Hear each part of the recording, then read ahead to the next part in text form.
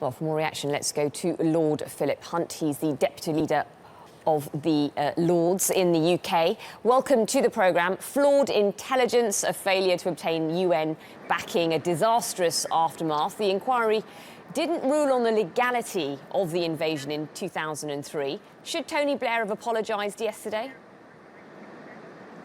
Well, I resigned from Mr. Blair's government over the intervention in Iraq, and obviously I looked with great interest to see what he had to say.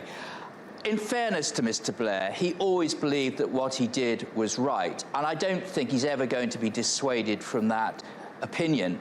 What we need to do in the UK is to look at the lessons that we need to learn from this. The lack of preparation, the lack of proper discussion in government, the lack of preparing for the aftermath of war. Those are the key issues that we need to make sure that we learn. And, you know, if the prospect of future interventions come up, never again must we go into war without it being fully discussed and fully prepared.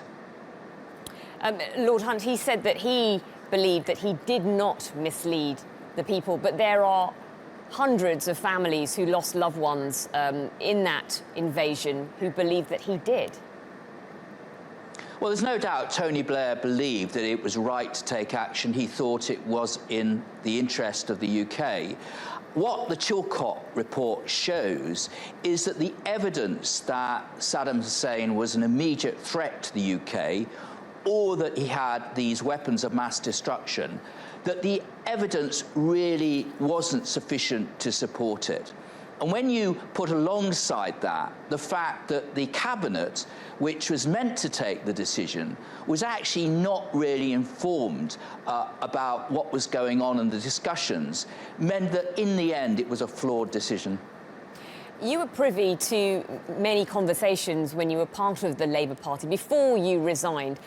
Why wasn't there, do you think, enough information shared amongst the cabinet members, and also why wasn't there enough planning put in place? When you go in to invade a country, surely there should be better groundwork with the aftermath. On the planning for the aftermath, it's clear that the US was taking the lead there, and the UK was not really part of those discussions. Where I think we were very much at fault was that the army was not really allowed to prepare properly for war. That was because the Prime Minister didn't want it to get out that preparations were being made prior to a decision actually having to be taken. But it certainly left our troops at a disadvantage when they actually had to go into war. I think overall what it shows is, and I'm convinced that the UK has changed its view on these matters, is that in the end, you can make decisions when you're Prime Minister with one or two colleagues, but on something so fundamental as this, you should have got the real informed consent of the whole government. And that's what I think he didn't do. Hindsight is a beautiful thing. You were not in favour of the UK going to war. How would you have dealt with the situation differently had you been in Tony Blair's shoes? Well, I wasn't an expert in military or foreign affairs. I was a health minister.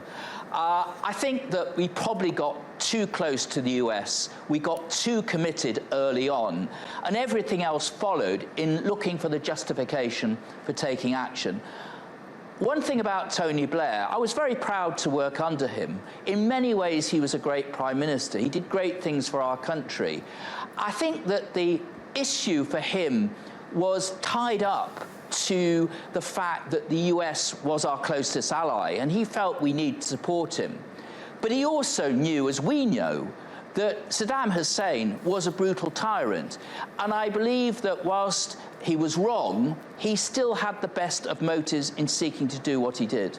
OK, Lord Hunt, Deputy Leader of the House of Lords, live from London. Thank you very much for speaking to TRT World.